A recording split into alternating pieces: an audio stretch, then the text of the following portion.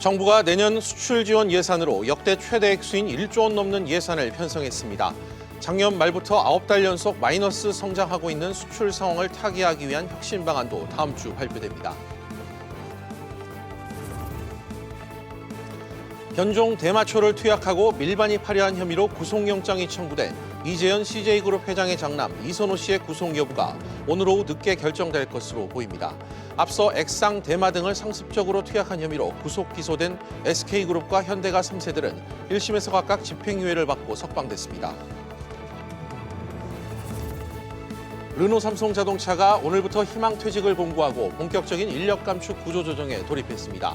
르노 삼성은 희망퇴직자에게 퇴직금과 위로금 등을 지급할 방침이지만 노조가 강력 반발하면서 노사 갈등이 재현될 조짐을 보이고 있습니다. 유럽 최대 가전 전시회 IFA 2019 행사가 독일 베를린에서 우리 시간으로 오늘 저녁 공식 개막합니다. 삼성전자는 앞서 결함 논란으로 출시를 미뤘던 갤럭시 폴드를, LG전자는 새 듀얼 스크린폰을 각각 내놨고 중국 업체와 애플도 새 제품을 속속 공개합니다. 이상 오늘의 헤드라인이었습니다.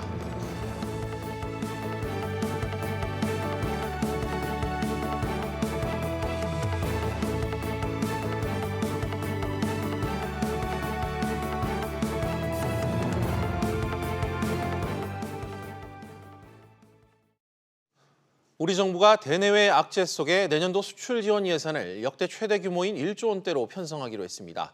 우리 수출 시장 구조를 개선할 혁신 방안도 다음 주 발표할 예정입니다. 오정인 기자가 보도합니다. 대외 불확실성 속에 우리 수출은 9개월째 줄고 있습니다. 수출 증감률을 살펴보면 지난해 12월부터 지난달까지 마이너스로 집계됐습니다. 6월과 지난달 수출은 지난해 같은 기간보다 13% 이상 감소했습니다. 미중 무역 분쟁과 한일 경제 갈등까지 더해지면서 상황은 악화되고 있습니다. 우리 경제의 엔진, 수출에 비상이 걸리자 정부는 사상 최대의 수출 지원 예산을 투입하기로 했습니다. 1조 730억 원을 지원합니다. 이 예산을 투입해 무역 전시회와 상담회 등 수출 마케팅, 중소기업 해외 지사화 등의 규모를 늘릴 방침입니다. 자금이나 인력이나 여러 면에서 부족한 면들이 있기 때문에 그 해외 지사 사업을 통해서 이제 해외 시장 진출에 있어서 모멘텀을 가질 수 있을 걸로 기대가 돼요. 성윤모 산업통상자원부 장관은 수출 활력과 산업 경쟁력은 뗄래야 뗄 수 없는 한 몸과 같다면서 우리 산업, 기업, 제품을 근본적으로 혁신하는 것이 필요하다고 강조했습니다. 정부는 예산 지원에 그치지 않고 근본적인 수출 구조 개선책을 다음 주에 발표할 계획입니다. SBS CNBC 오정인입니다. 르노 삼성 자동차가 결국 구조조정에 나섰습니다. 생산과 판매 부진에서 빠져나오지 못하고 있기 때문입니다. 비슷한 사정에 한국 GM 등에서도 영향이 있는 게 아니냐는 관측이 나오고 있습니다. 윤성훈 기자의 보도입니다. 르노 삼성은 선임 이상 생산직 직원을 대상으로 오는 27일까지 희망퇴직 신청을 받습니다. 7년 만에 다시 구조조정에 들어가는 겁니다. 르노 삼성 관계자는 인위적 구조조정이 아니다라면서 정해진 규모는 없다고 밝혔습니다. 가장 큰 원인은 생산 감소입니다. 르노 삼성이 지난달 시간당 차량 생산 대수를 25% 줄였습니다. 이에 따라 생산 인원도 이와 비슷한 수준으로 줄일 것으로 예상됩니다. 따라서 구조조정 인력은 400명 정도가 될 것으로 업계는 내다보고 있습니다. 올해 르노 삼성의 누적 판매 대수는 11만 4,700여 대로 지난해 같은 기간보다 27.1% 줄어들었습니다. 닛산으로부터 위탁 생산하는 로그 생산 물량은 6만 대로 지난해보다 4만 대나 줄었습니다. 생산량 감소로 인한 구조조정의 그림자는 한국 GM에게도 다가오고 있습니다. 미국 GM의 한 고위 인사는 한국 GM 노조가 파업에 들어갈 경우 생산 물량을 뺏길 것이라고 밝힌 바 있습니다. 품질 문제와 생산 단가, 노사 갈등이 원인이 된다고 분석되는 순간에 구조조정에 들어가는 거고 시작에 불과하지 이것으로 끝이 나진 않을 것 같아요. 르노 삼성과 한국 GM 노조는 회사 방침에 즉각 반발하고 나섰습니다. SBS CNBC 윤성훈입니다. 다음 소식입니다. 정부가 일본의 후쿠시마 오염수 문제를 국제 이슈화하자 일본이 발끈하고 나섰습니다. 취재 기자 연결해 자세한 상황 들어보겠습니다. 서주영 기자. 네, 서주연입니다. 일본이 우리 정부에 항의를 했다고요? 네, 그렇습니다. 일본 외무성은 오늘 주일 한국 대사관을 통해 공식 항의했습니다. 항의 내용은 우리 정부가 국제원자력기구 IAEA에 후쿠시마 원전에 대한 국제 공조를 요청한 사안에 대한 것입니다. 교토통신은 일본 외무성 관계자의 말을 인용해 한국의 요청이 과학적 근거에 기초하지 않은 것이라며 애꿎은 소문으로 인한 피해를 야기할 수 있다고 항의 내용을 보도했습니다. 어제 우리 정부는 IAEA에 적극적인 역할을 해달라고 요청하는 서한을 보냈습니다. 그렇군요. 이런 상황 속에서 일본 내부에서 아베 정부의 한국 수출 규제를 비판하는 목소리가 이어지고 있다고요. 네, 코니시 히로유키 일본 참의원은 SNS를 통해 한국의 탈일본이 일본 기업에도 피해를 주고 수출 규제의 원인은 한국이 아니라 무역 관리를 제대로 못한 일본 기업에 있다고 주장했습니다. 오쿠다 사토시 일본 아시아대학 교수는 단시간에 이루어지고 있는 한국의 소재 국산화에 주목하며 일본이 역풍을 맞을 가능성이 크다고 지적했습니다. 또 오츠노미야 겐지 전 일본 변호사협회장은 강제징용 피해자의 개인 청구권이 한일 청구 협정으로 소멸됐다는 일본 정부의 주장은 국제법상 완전히 잘못됐다고 지적했습니다. 네. 이런 가운데 도널드 트럼프 미국 대통령이 적극적인 중재 역할을 해야 한다는 지적이 나왔다고요. 네, 그렇습니다. 워싱턴 포스트는 우리의 가장 중요한 동맹들이 싸우고 있는데 트럼프는 어디에도 보이지 않는다라는 내용의 칼럼을 게재했습니다. 한일 갈등의 장기화가 점쳐지고 있는 가운데 트럼프 대통령의 적극적인 역할에 대한 목소리가 커질 것으로 예상됩니다. SBS CNBC 서주연입니다. 대마 밀반입 혐의를 받는 CJ그룹 이재현 회장의 장남 이선호 씨의 구속 여부가 오늘 결정됩니다. 마약 투약 혐의로 재판에 넘겨졌던 다른 재벌 3세들은 오늘 집행유예를 받고 풀려났습니다. 역시 취재기자 연결합니다. 김현우 기자. 네, 김현우입니다. 지금 법원이 이재현 CJ 회장의 장남 이선호 씨의 구속 여부를 심사하고 있는 중이죠? 네, 인천지법은 오후 2시부터 이선호 씨에 대한 영장 실질 심사를 진행하고 있습니다. 이 씨는 출석하지 않았습니다. 구속 여부는 오늘 밤늦게 결정될 것으로 예상됩니다. 이 씨는 미국에서 변종 대마를 밀반입한 혐의를 받고 있습니다. 소변에서 마약 양성 반응도 나온 것으로 알려졌습니다. 이 씨는 이미 검찰 조사에서 모든 혐의를 인정하고 구속을 자진 요청한 상태입니다. 네, CJ 측 반응 좀 나온 게 있습니까? CJ 측은 공식적인 입장을 밝히지 않고 있습니다. 검찰 수사 결과가 나온 뒤 CJ 제일제당 부장인 이 씨에 대한 사내 처분 등을 발표할 것으로 관측됩니다. 네, 마약 혐의로 구속됐던 재벌 3세들의 1심 판결도 오늘 오후 나왔다고요. 네, 오늘 인천지법은 마약 혐의로 기소된 SK그룹 3세 최모 씨와 현대가 3세 정모 씨에게 각각 징역 1년에 집행유예 2년을 선고했습니다. 보호관찰과 함께 추징금 1,000여만 원을 명령했습니다. 또 서울중앙지법은 200억 원대 횡령 배임 혐의로 기소된 조현준 효성그룹 회장에게 검찰 구형 4년보다 낮은 징역 2년을 선고했습니다. SBS CNBC 김현우입니다. 윤석현 금융감독원장이 일부 카드사에서 발생하는 카드 대출 금리 산정 문제를 지적했습니다. 윤 원장은 은행회관에서 김주현 여신금융협회장, 카드사 대표 8명과 간담회를 열고 카드론 매출을 늘리려고 과도하게 금리를 낮추는 행위가 카드업에 대한 소비자 신뢰를 저하시킬 수 있다고 밝혔습니다. 이어 카드업계는 상품 개발부터 판매에 이르는 전 과정을 금융 소비자의 관점으로 다시 살펴볼 필요가 있다고 강조했습니다. 서울 재건축 아파트 값이 3주 만에 하락세를 멈추고 반등했습니다. 부동산 정보업체 부동산 114에 따르면 이번 주 서울 아파트 값은 0.05% 오르면서 13주 연속 올랐고 재건축 아파트 값은 0.04% 상승했습니다. 분양가 상한제 확대 시점을 놓고 10월에 반드시 시행하는 건 아니라는 홍남기 경제부총리의 발언에 늦춰질 수 있다는 기대감이 작용한 것으로 분석됩니다.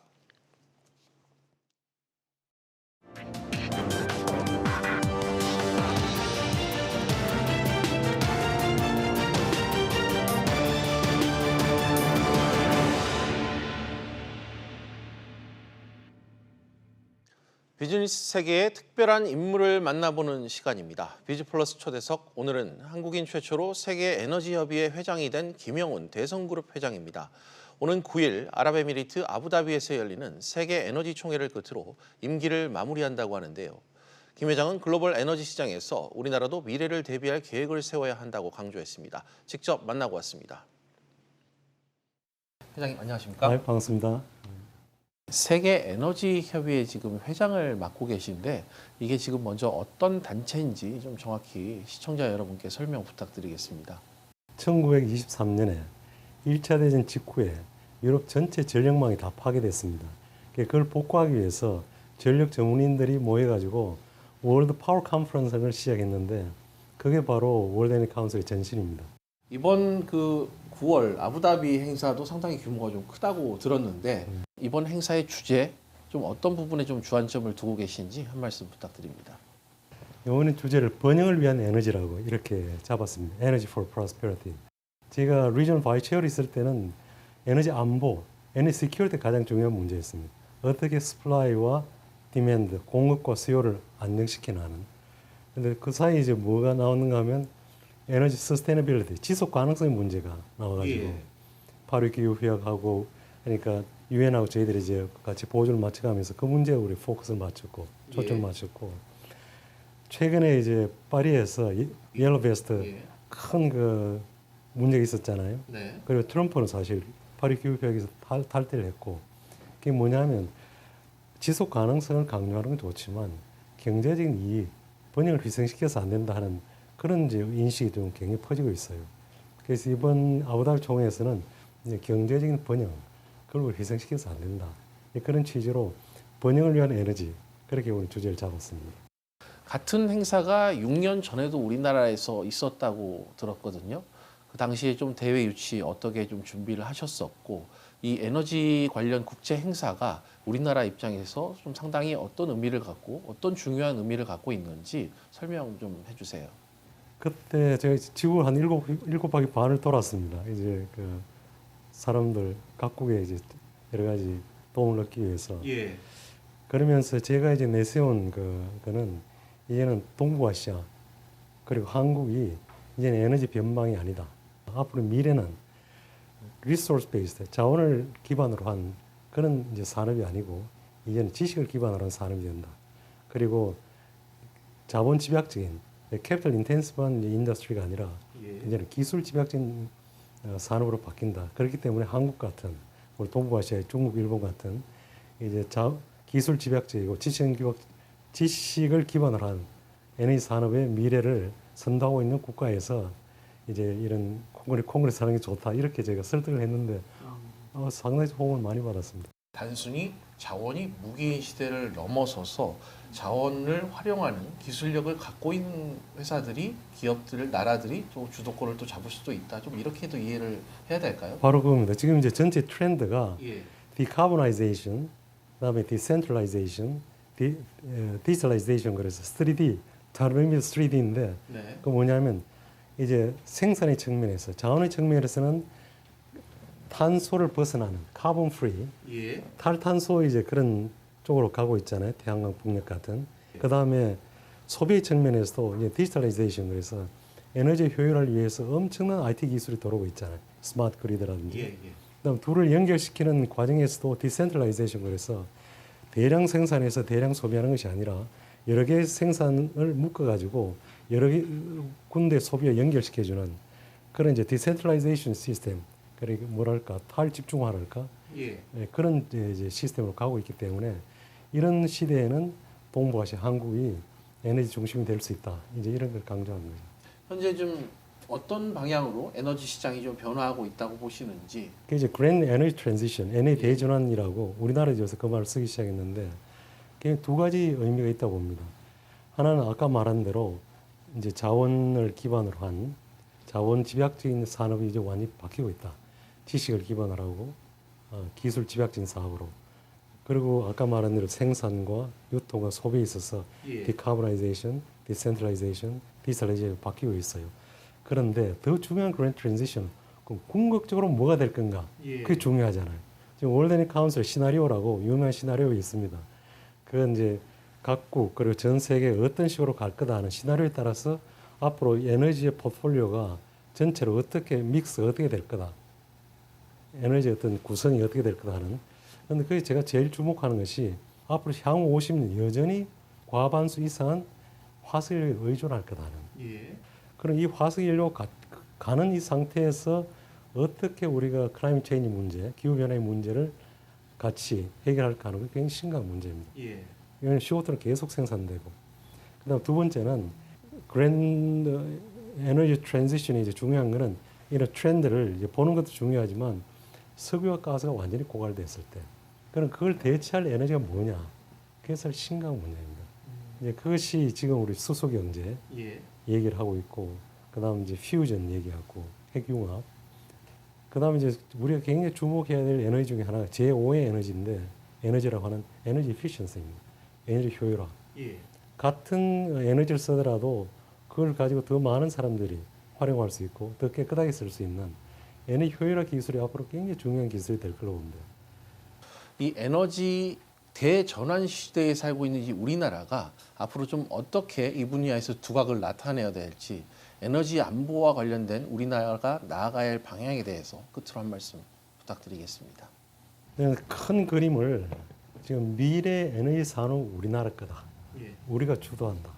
충분히 큰 소리 쳐도 괜찮은 것이, 아까 말한 대로 신재생 에너지의 패널 생산하고 그거는 이제 중국, 일본이, 인도가 뭐 독점하고 있지만 값싸고, 이거는 이제 뭐 블라디 레드 오션인데 그거 들어갈 필요 없어요. 그래서 ES의 시장은 엄청난 시장이니까 여기 우리가 좀 더 주력해가지고 세계 시장을 3분할 해가지고 한국, 중국, 일본이 삼국지 같이 그래 나눠 가지면 그 엄청난 시장입니다. 그래서 우리가 국가적으로 많이 성원을 해야 될 것 같고, 제가 에너지 기업인으로 정말 하고 싶은 거는 조지 웨스팅하우스 같이 그런 과학기술자들 개발해서 정말 화석 인류에 기반한 산업혁명 후에 오는 새로운 이코노미, 저는 그걸 포스트 인더스트리얼 이코노미라고 부르고 싶은데, 이 포스트 인더스트리얼 이코노미를 이제 론치할 수 있는, 출발시킬 수 있는 그런 과학기술, 그걸 개발하고 싶어요. 알겠습니다. 오늘 말씀 고맙습니다. 감사합니다.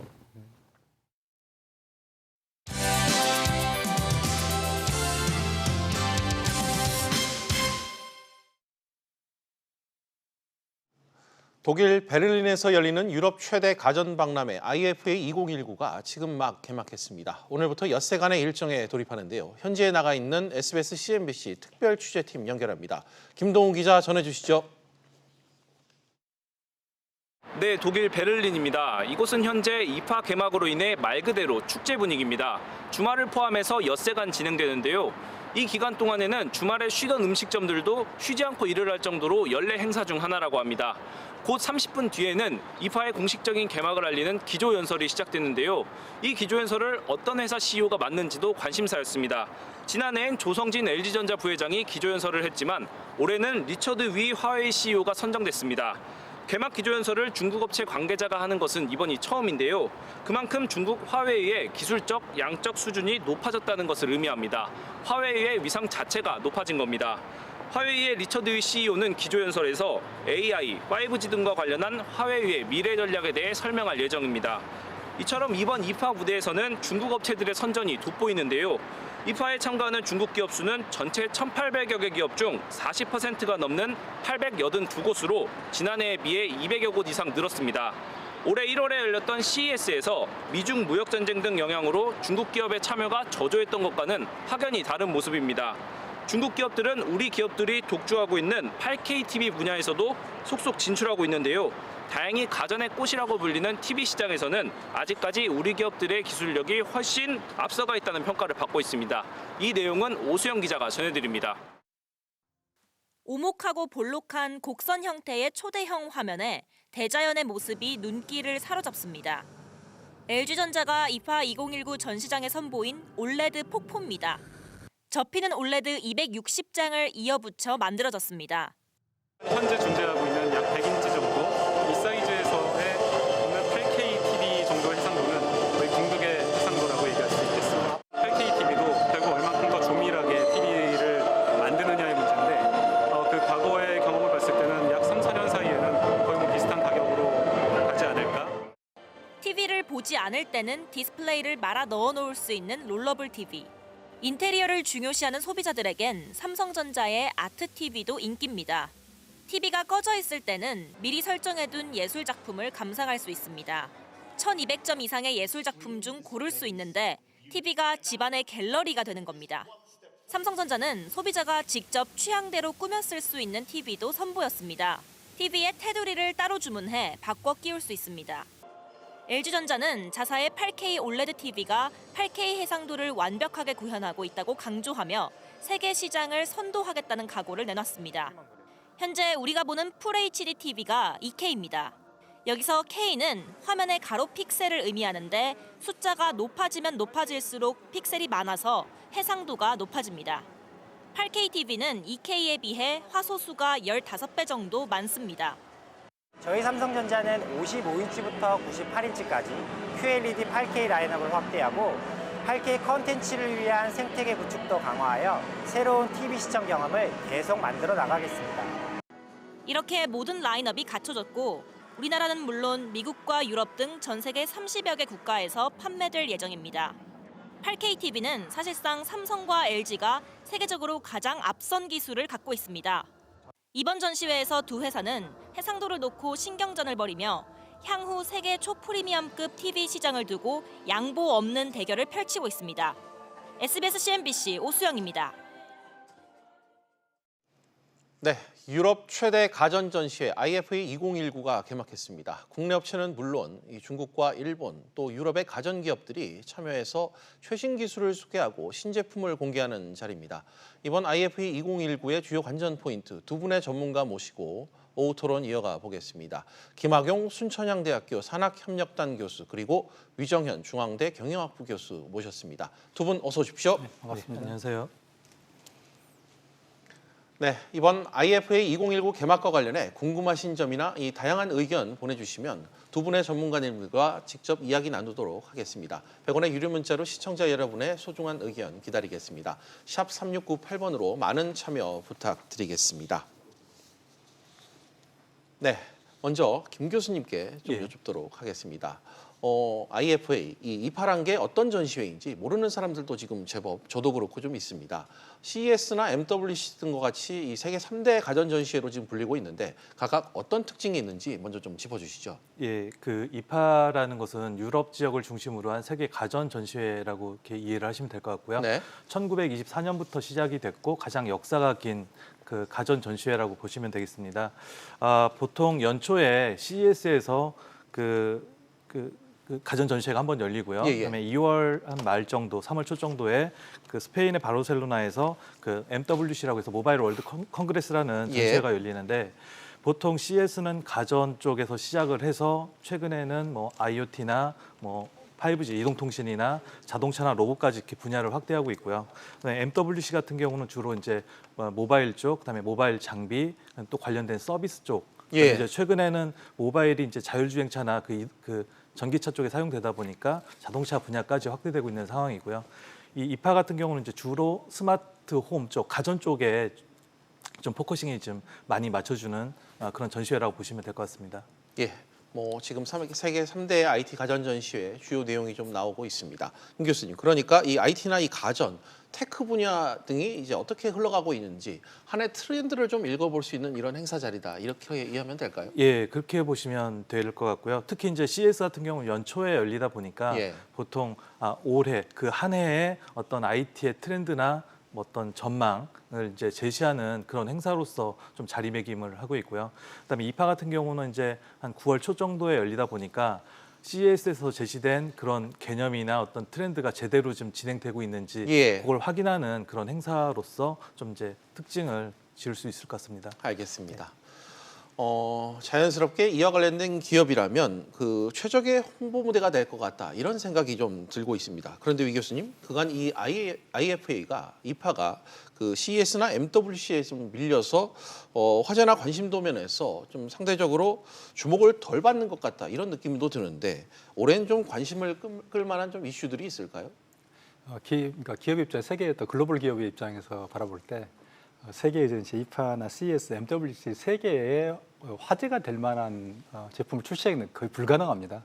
그래요? 결국에는 선택을 해야 되는 거죠. 그러니까 예를 들면 모바일 같은 경우는 아무래도 뭐 이제 MWC에 집중을 해서 출시를 하게 되는 거고, 가전이라든지 이제 최근에 이제 IT 전반적인 어떤 인공지능 이런 것은 CES에 집중적으로 출품을 하는 이런 특성들을 좀 가지고 있습니다. 그런 점에서 이파가 좀 불리한 상황이 좀 되고는 있고요. 또 하나는 이파가 결국에는 유럽을 기반으로 하기 때문에 유럽의 산업에 즉 가전 산업의 쇠퇴하고 맞물려 있습니다. 최근에 이번에 이제 그걸 커버했던 게 이제 중국 업체가 거의 이제 부스의 절반, 참여 숫자의 절반을 차지하고 있는데 중국 업체가 좀 커버하고 있습니다만 이제 그런 어떤 유럽 자체의 한계 이런 게 좀 있는 것 같은데요. 올해 이제 그럼에도 불구하고 몇 가지 이제 키워드들을 보게 되면 이제 8K. 그래서 이번에 이제 LG전자가 이제 88인치의 OLED TV를 출품하지 않았습니까? 그래서 세계 최대 규모라고 그래서 화제가 좀 되고 있고요. 그다음에 5G. 5G는 한국이 주도하고 있는 세계 시장을 좀 주도하고 있는 셈입니다만 5G에 대한 어떤 장비 또는 뭐 폰 이런 것들에 대한 것. 또 하나 이제 이번에 이제 또 주요한 어떤 이슈가 되는 게 이제 스마트 홈. 과거에는 단순히 IoT 차원에서 스마트 홈을 이제 했습니다만 이제 IoT를 넘어서는 이제 이번에 이제 또 인공지능 기반의 어떤 그 가전들이 많이 등장하고 있기 때문에 스마트 홈 이런 것들이 중요한 어떤 관전 포인트가 될 것 같습니다. 알겠습니다. 뭐 여러 가지 항목들을 좀 지적을 해주셨습니다. 김 교수님께서는 이번 이파 2019 주요 관전 포인트 어떻게 좀 판단하고 계세요? 예, 뭐 저 위 교수님께서 뭐 여러 가지 좋은 주요한 부분을 다 말씀을 해주셨는데 저도 사실 여러 가지가 있겠지만 저는 이제 스마트홈 쪽에 좀 집중을 하고 있습니다. 물론 아까 뭐 5G 같은 경우도 이제 제품도 전시가 되고 그러긴 했지만 아무래도 얘는 모바일 그 월드 컨그레스 쪽에 좀 성격이 강하고요. 그리고 이제 CES 같은 경우는 다양한 제품들이 소개가 되다 보니까 어떤 그 홈 쪽에 대한 트렌드를 제시를 하기가 좀 상당히 좀 어렵거든요. 그런데 이제 이 이파 같은 데는 가전에 특화된 전시회다 보니까 뭐 삼성전자나 LG전자를 포함해서 이제 유럽의 뭐 밀레라든지 그런 이제 지멘스라든지 그 가전 기업들이 좀 유명한 기업들이 좀 많이 있거든요. 그런 기업들이 이제 스마트 홈에 이제 모습을 좀 많이 제시를 하고 있는데 기존까지는 그냥 단순하게 원격에서 뭐 스위치를 껐다 켰다 하는 단편적인 기능을 제시를 했다라면 이제는 좀 더 인공지능과 결합이 돼서 좀 이제 고차원적인 기능을 제공한다든지 아니면 이제 서비스와 연결이 돼가지고 서비스를 제공하는 뭐 그런 좀 차별화된 그런 모습이 좀 보이는 것 같습니다. 알겠습니다. 유 교수님. 올해 또 이파에서는 중국의 화웨이가 개막 기조연설을 맡았다고 들었습니다. 이 부분을 가지고 나름의 좀 의미를 부여할 수 있을까요? 이거 상당한 의미가 있는 거죠. 그래서 뭐 아시다시피 지금 저 글로벌리 그 미국이 화웨이를 견제하고 있고, 전 세계적으로 이제 화웨이 특히 이제 뭐 통신 장비 이런 측면에서 화웨이를 이제 견제하고 있어서 있습니다만 이제 그 틈을 이제 그런 어떤 미국의 견제에 이제 고분고분 따르지 않는 게 또 유럽의 국가들이고, 그래서 이제 중국의 입장에서 볼 때는 어떤 미국의 그런 봉쇄망을 뚫을 수 있는 아주 절호의 어떤 파트너로서 유럽을 보고 있는 것 같습니다. 그래서 이번에 이제 특히 중국의 화웨이가 처음 이제 개막 기조연설을 맡았는데요. 이런 점에서 볼 때는 화웨이가 이번에 그러니까 이파에 대한 대단한 공을 들였다. 그러니까 미국 기업 CES는 반대로 이번에 중국 기업이 대거 불참했는데 비자도 뭐 받기 어려웠다 뭐 이런 이야기도 이제 나오지 않습니까? 그런데 그런 점에서 볼 때 화웨이가 미국 대신에 유럽을 이제 전략적인 어떤 파트너로 보고 대단히 이제 힘을 좀 정성을 쏟았다. 심혈을 기울여서 이번 이제 기조 연설까지 맡게 되었다. 그래서 화웨이가 기조 연설을 하는 건 그렇게 쉬운 일은 아닙니다. 본인들도 그렇고 그런 이제 기조 연설 받는 쪽도 대단히 이제 여러 가지로 많은 계산을 하기 때문에 그런 점에서 상당히 어떤 의미 있는 중요한 변화로 볼 수 있습니다. 알겠습니다. 중국의 화웨이의 기조 연설 상당히 눈여겨볼 수 있는 그런 개막 기조 연설이었다는 지적을 해주셨습니다. 김 교수님, 행사에 이 참가하는 기업 수도 지금 중국 기업 수가 압도적인 그런 느낌을 지금 주고 있는데 전체 참가 업체의 절반 수준이다 뭐 이런 얘기도 있더라고요. 뭐 아까 리포트에서도 잠깐 나왔는데요. 전체 한 1,800여 개 참여 기업 중에서 한 880개, 한 48% 정도의 비중을 차지하는 것 같고요. 이제 놀라운 거는 올해 이제 CES 아까 위 교수님께서도 말씀하셨는데 CES 2019에는 한 1,200개의 기업 정도가 참여를 했었습니다. 숫자적으로는 더 많지만 작년에 1,500개에서 20% 정도 줄어든 1,200개 정도가 되는 거거든요. 반면에 이제 올해 같은 경우는 이파 같은 경우는 작년에 한 700개 참여했다가 이번에 거의 900개 가까이 참여했기 때문에 굉장히 많이 참여했다라고 볼 수가 있는 거고요. 참여 기업이 많다는 것 자체가 그만큼 다양한 기업들이 참여했다라고 볼 수가 있을 것 같습니다. 아까 말씀드렸던 뭐 스마트 홈부터 화웨이의 이제 5G 스마트폰하고 네트워크 장비 쪽도 있고요. 그리고 이제 기타 다양한 뭐 이제 홈 서비스 쪽 기업들도 좀 많이 등장한 것 같습니다. 알겠습니다. 샤오미나 뭐 다수의 벤처 기업들도 많이 참가했다는 그런 소식도 추가로 전해주셨습니다. 유 교수님, 사실 중국이 미국과의 무역 분쟁으로 껄끄러운 지금 관계잖아요.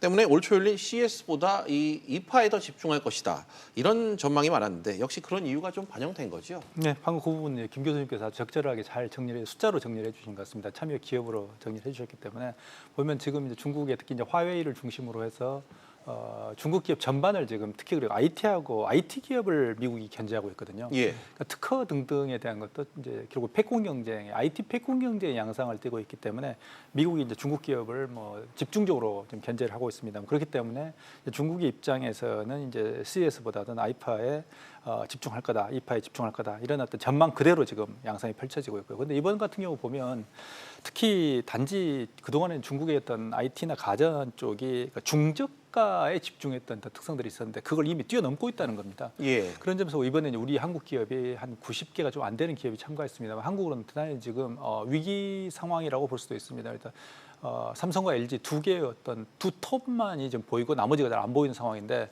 중국은 이미 숫자로도 그렇고 질적으로도 예를 들어 5G라든지 뭐 8K TV 이런 것까지 지금 이번에 선보이고 있기 때문에 향후 이제 프리미엄 시장에서도 한국을 뛰어넘겠다는 강력한 의지를 보이고 있었기 때문에 우리 입장에서는 긴장하고 준비해야 되는 상황이긴 합니다. 알겠습니다. 김 교수님, 방금 그 위 교수님이 지적하신 것처럼 이제 뭐 단순 저가 제품을 넘어서고 이제 프리미엄 제품을 넘보고 있다는 그런 기술 경쟁의 우위를 좀 점하려는 노력을 벌이고 있다는 지적을 좀 해주셨는데 그렇다면 현재 이 IT 가전기기 부분에서 중국의 기술력은 좀 어느 수준까지 왔다고 봐야 될까요? 예, 보통 통상적으로 이제 IT 하면 그래도 우리나라가 제일 앞서 나간다라고 이제 많이들 생각을 하시는데 뭐 반도체나 일부 분야에서는 뭐 절대적으로 앞서 있다라고 말씀을 드릴 수가 있는데 뭐 가전이나 디바이스 제조 쪽에 있어서는 사실은 역전돼 있다고 저는 생각을 합니다.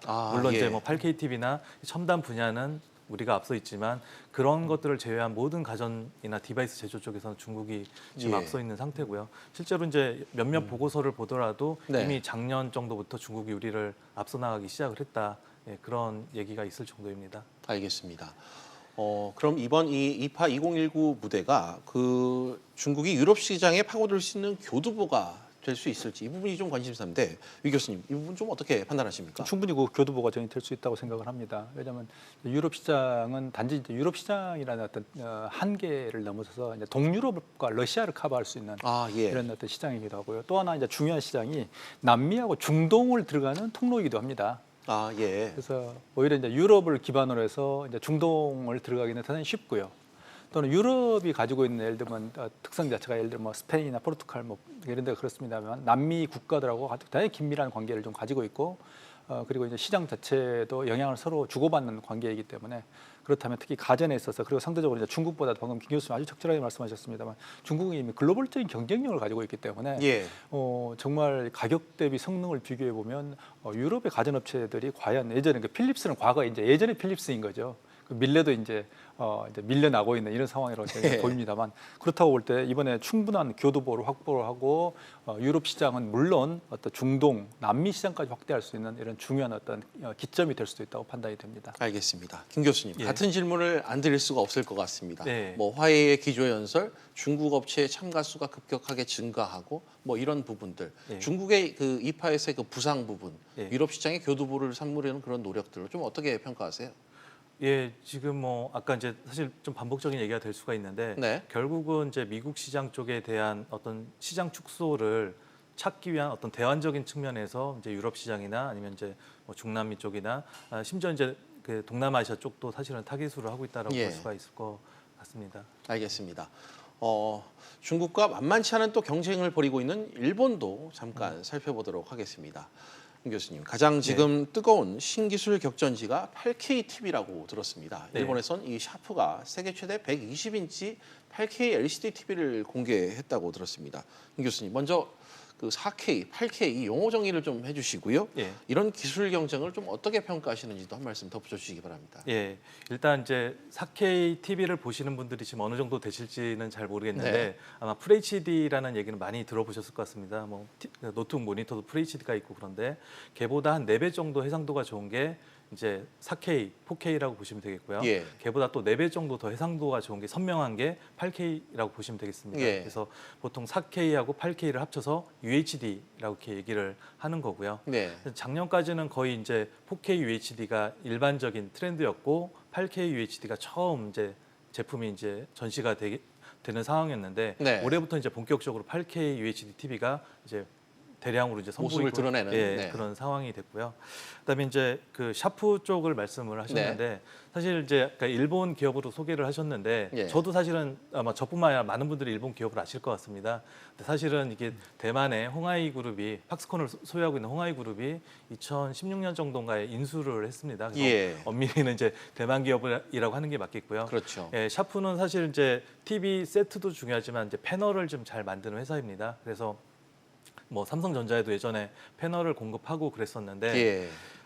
이제 좀 이제 그 홍하이 그룹 쪽의 그 회장님께서 삼성전자가 좀 싫었나 봅니다. 그래서 이제 패널 공급하는 걸 막고 하는 그런 이슈 때문에 예. 삼성전자가 샤프의 패널을 안 쓰다 보니까 이제 좀 약간 위기 상황이 돼버린 거죠. 그래서 독자적으로 그 자기네들의 패널 역량을 바탕으로 이제 가장 큰 120인치짜리 TV를 좀 출시한 것 같고요. 예. 주목할 만한 거는 그거 외에도 최근에 이번에 그 이제 5G 기술하고 이제 그 8K TV를 같이 결합을 시켰더라고요. 예. 보통 해상도가 좋다, 선명하다라는 것은 그 방송 신호를 보낼 때 그만큼 많은 데이터를 보내야 된다라는 것을 의미하기 때문에 예. 5G 기술하고 이제 잘 맞는다라고 생각을 할 수가 있습니다. 그리고 이제 케이블링도 없앨 수가 있다라는 그런 메리트도 있고요. 그래서 그런 측면에서 좀 하나의 어떤 변화, TV의 변화되는 모습을 좀 제시한 게 아닐까, 예, 그렇게 이해할 수 있을 것 같습니다. 알겠습니다. 이 교수님, 물론 이 8K TV 시장에서의 투톱은 바로 우리 국가대표 가전기업인 삼성과 LG입니다. 이 교수님, 둘 중 어느 곳의 입지가 좀 더 강합니까? 기술적으로 어디가 우위라고 말하기는 어려운 것 같습니다. 네. 그리고 그걸 말하는 것은 기술자들의 사실은 자존심에 상처를 줄 수 있는 그런 그렇죠. 이야기인데요. 예를 들면 이런 게 있죠. 최근에 이제 LG가 화질 선명도를 측정하는 어떤 기준들이 몇 가지가 있습니다만, 뭐 삼성은 자기 이제 자사 제품은 90%인데 삼성은 50%도 안 된다라고 보도자료를 내 가지고 한번 삼성이 발끈한 적이 있었는데, 네. 전체적인 이제 글로벌 시장을 보면 올해 2분기를 보면 삼성이 대략 이제 시장 점유율이 19.4%, LG가 12.4%. 그래서 말씀하신 대로 아직 이제 글로벌 시장에서의 전체 시장 점유율은 삼성이 이제 더 큽니다. 예. 그런 점에서 삼성의 입지가 더 강하다라고 이제 시장 점유율 차원에서는 말할 수는 있을 것 같습니다. 알겠습니다. 조심스럽게 수치에 근거하여 지적을 해주셨습니다. 김 교수님, 예. 이번 이파 2019에서는 이 판매 물량이 많은 55인치 8K TV를 선보였는데 삼성이 좀 대중화에도 그만큼 기술력과 함께 이 대중화에도 신경을 썼다, 이런 뜻으로 좀 해석해야겠죠? 예, 그렇습니다. 보통은 이제 그 대형 TV를 출시를 하면서 우리는 예. 이런 걸 만든다라고 이렇게 이제 그 홍보하는 측면에서 대형 TV를 많이 출시를 하게 되는데, 네. 작년에 이제 대형 TV는 좀 소개를 했었었고요. 올해는 이제 55인치 그 뭐죠? 8K 그 QLED TV 중에서는 가장 사이즈가 작은 겁니다. 사이즈가 작다는 것은 그만큼 이제 가격도 저렴해진다는 얘기인데요. 가장 큰 게 이제 98인치가 보통 한 8,400만 원 정도 합니다. 그거에 비해서 이제 55인치짜리는 360만 원으로 일단 가격도 좀 많이, 물론 360만 원도 저렴한 건 아니지만 네. 많이 저렴해졌고요.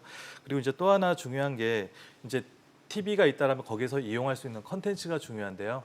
만약에 이제 저희가 그 예전에 찍었던 저화질의 그 컨텐츠를 이 8K TV에서 본다라고 하면은 네. 인공지능 기술이 그것을 자동으로 변환해서 네. 8K에 적합한 화질로 좀 개선해주는 그런 노력도 좀 하고 있고요. 그리고 이제 요즘 스마트 TV에는 뭐 이렇게 뭐 넷플릭스라든지 아니면 뭐 아마존 프라임 비디오라든지 이렇게 그 일종의 이제 비디오 서비스, 미디어 서비스 회사들 예. 그 앱이 들어가 있거든요.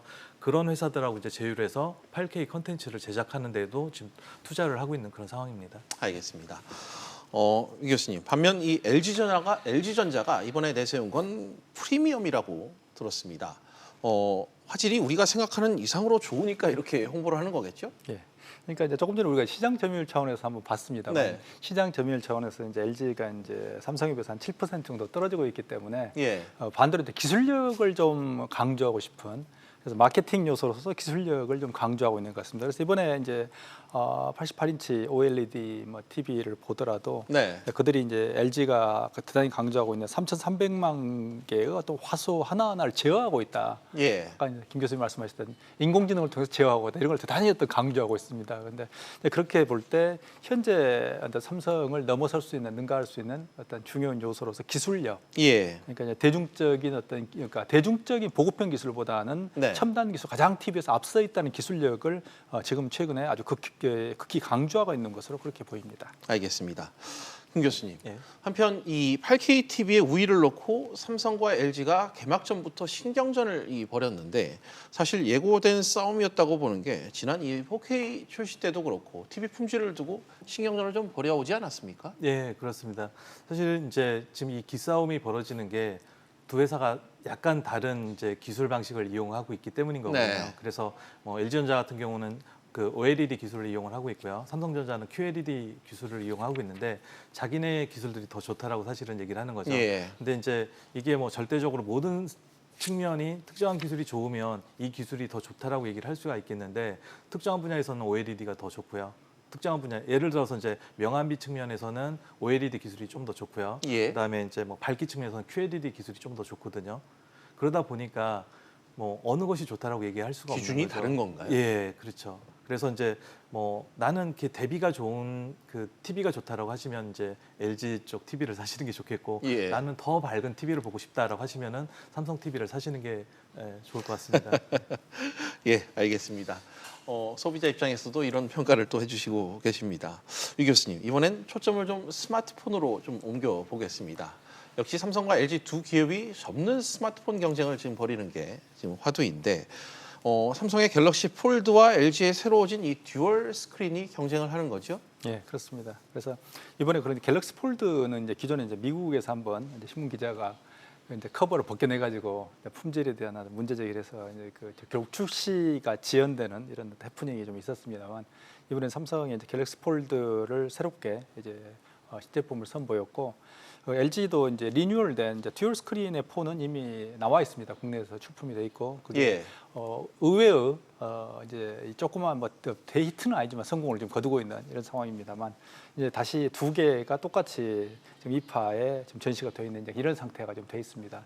그런 점에서 본다면 경쟁 결과 우리가 섣불리 좀 예측하기는 어렵습니다만 현재 시장을 그러니까 갤럭시 폴드는 시장 테스트를 하지 않았다라고 우리는 볼 수가 있습니다. 이번에 신제품 출시를 했을 뿐인데 아직까지 이제 소비자들이 그걸 테스트하거나 아직 이제 제품이 판매되거나 아직 이런 상태는 좀 아니기 때문에 그 점은 좀 우리가 좀 상황을 좀 지켜봐야 되고 특히 갤럭시 폴드를 어떻게 사용할 건가 하는 거에 있어서 좀 아직은 좀 봐야 되는데 듀얼 스크린의 LG 폰 같은 경우는 이미 게이머들이 상당 정도 게임의 용도로 사용하고 있는 게 보였고요. 네. 그리고 이제 멀티 스크린 형태를 가지고 예를 들면 뭐 카톡을 하면서도 뭐 상대적으로 동영상을 본다든지 이런 용도로 이제 쓰고 있는 걸 이미 주변에서 우리는 보고 있기 때문에 이제 그런 점에서 시장에서는 LG의 듀얼 스크린이 먼저 가고 있다.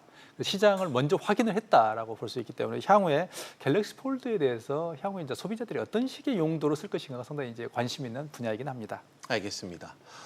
김 교수님, 이와는 별개로 스마트폰 이 5G 시장에서도 국내 기업들이 중국과 일본 또 유럽 다른 국가들보다 한 발 더 앞서 나가고 있다. 뭐 이런 얘기가 있던데 사실입니까? 그렇죠. 아무래도 이제 우리나라가 올해 4월달에 세계에서 처음으로 5G 서비스를 상용 서비스 개시했고요. 그러다 보니까 이제 그 서비스에 맞춰서 필요한 5G 단말을 이제 제공을 해야 되는데 삼성전자가 가장 먼저 제공을 했고요. 그 다음에 이제 며칠 지나서 LG전자가 제공을 한 상태고요. 뭐 당시에 이제 그 미국에서는 이제 버라이즌이라는 회사가 5G 서비스를 했지만 그쪽은 사실은 이제 정확하게는 폰이라고 하기 어려운 그런 걸 가지고 이제 서비스를 시작한 상태입니다. 그래서 이제 국내 기업이 이제 5G 폰 쪽에서는 앞서 나가긴 하는데 아쉬운 점은 국내 기업은 지금 이제 삼성전자, LG전자 두 개의 회사 정도밖에 없다라는 상황이고요. 예전에 이제 좀 중소 그 스마트폰 제조사가 있었었는데 지금 5G는 아직 진출하지 못한 상태입니다. 반면에 이제 중국 기업이 좀 무서운 상태입니다. 중국에는 아마 5G 그 스마트폰을 만든 회사가 제가 아는 걸로만 10개 이상이 되는 걸로 알고 있거든요. 어디예요? 뭐 이제 많이 들어보셨던 화웨이나 샤오미 같은 회사도 있고요. 뭐 오포, 비보, GT, 그다음에 뭐 레노버, 로열, 뭐 TCL 뭐 그런 회사들 그다음에 뭐 원플러스라는 회사도 있고요. 그다음에 뭐 로열 같은 회사는 이제 아까 접는 디스플레이 쪽을 만드는 회사인데 디스플레이만 만드는 게 아니라 아예 제품까지 또 만들고 있는 그런 상황이고요. 뭐 아직까지는 이제 뭐 삼성전자나 LG전자만큼 이렇게 보급하는 데 있어서는 좀 이렇게 힘을 발휘하고 있지는 못하는 상태인데요. 아마 이제 올해 말이나 내년부터 5G 서비스가 여러 나라에서 전개가 되고 특히 이제 중국도 조만간 5G 서비스를 개시할 예정이거든요. 그렇게 되면은 아무래도 이제 중국 쪽 기업들이 만든 5G 폰이 많이 판매가 되지 않을까 하는 생각이 좀 들고요. 그다음에 유럽 쪽은 사실 노키아가 좀 버티고 있는데 여기 노키아도 그렇게 스마트폰에서는 힘을 못 쓰고 있는 상태입니다. 그냥 5G 네트워크 장비 쪽에서는 그래도 좀 많이 채택이 돼서 사용이 되고 있는 상태고요. 그다음에 이제 일본 쪽에서도 이제 5G 스마트폰을 만드는 회사들이 있는데 대표적인 게 이제 뭐 소니나 샤프나 이제 후지츠 같은 그런 회사들이 있습니다. 근데 이 일본 기업들도 아직까지는 그 상용화된 5G 스마트폰을 출시를 하지 못한 상태고요. 이제 그 이유 중에 하나가 일본도 내년 그 이제 2020년 도쿄 올림픽을 기준으로 해서 물론 그 전에 이제 시작한다라고는 하지만 2020년 8월 달에 열리는 도쿄 올림픽을 시점으로 해서 공식적으로 5G 서비스를 하려고 하다 보니까 거의 다 출시 시점이 2020년 초반 정도로 지금 맞춰져 있는 그런 상태입니다. 알겠습니다. 5G 스마트폰 시장의 뭐 세계적인 기술 현황, 나라별 특징을 좀 조목조목 짚어주셨습니다. 끝으로 두 분과 스마트홈 얘기를 좀 해보겠습니다. 사실 이제껏 막연하게 그려온 게 미래 도시의 그런 모습이고 그 중심축을 이루는 게 바로 이 스마트홈 그런 분야일 텐데요. 특히 이 홈 네트워크 시스템이기 때문에 우리의 삶과 밀접하고 또 미래엔 우리에게 가장 익숙한 서비스가 될 수 있는 형태일 것 같습니다. 유 교수님, 이 시스템 측면에서 보면 현재 발전 단계가 좀 어디까지 와 있다고 보시는지요? 기존에 이제 스마트홈이라고 할 때는 기존에 IoT 기반의 기술이라고 볼 수 있습니다. 그래서 하나하나의 그 가정 내에 제어될 즉 전자하고 그다음 가전을 제어하는 정도가 됐습니다만 최근에 이제 스마트홈이라고 그러면 이제 특히 인공지능 AI를 기반으로 한 스마트홈이라는 새로운 개념으로 지금 진화해 가고 있는 것 같습니다. 그래서 이번에도 그 이파를 보게 되면 삼성전자가 단독 부스했던 게 인공지능 비서로 지금 개발하고 있는 게 빅스비. 이걸 이제 삼성전자가 의욕적으로 개발하고 있습니다만 빅스비하고 가전기기를 통합해서 연동하는 하나의 스마트홈을 아마 개념을 좀 보여줬던 것 같습니다.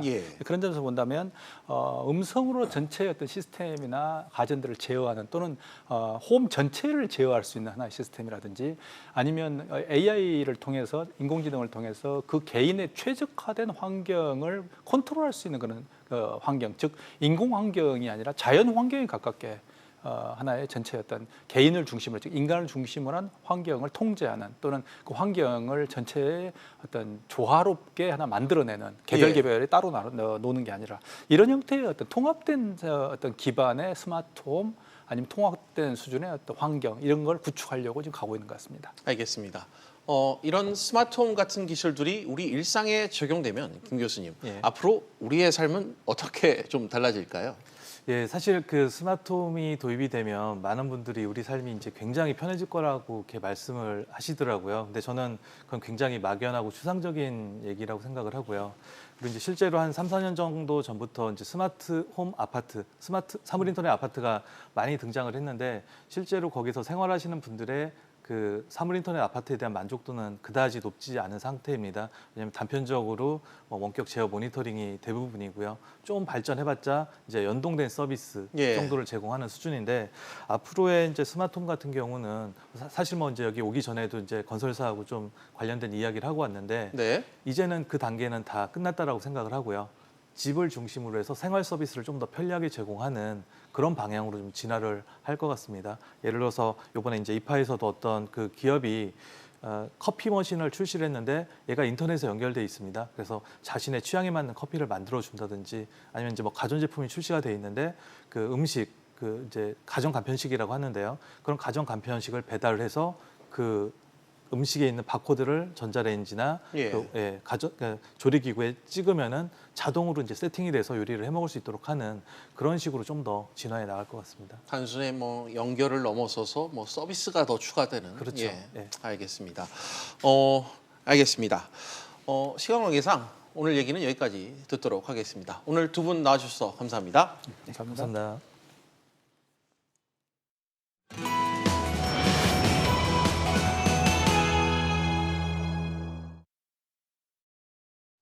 비즈플러스 오늘은 여기까지입니다. 다음 뉴스는 7시 뉴스 프리즘으로 이어집니다.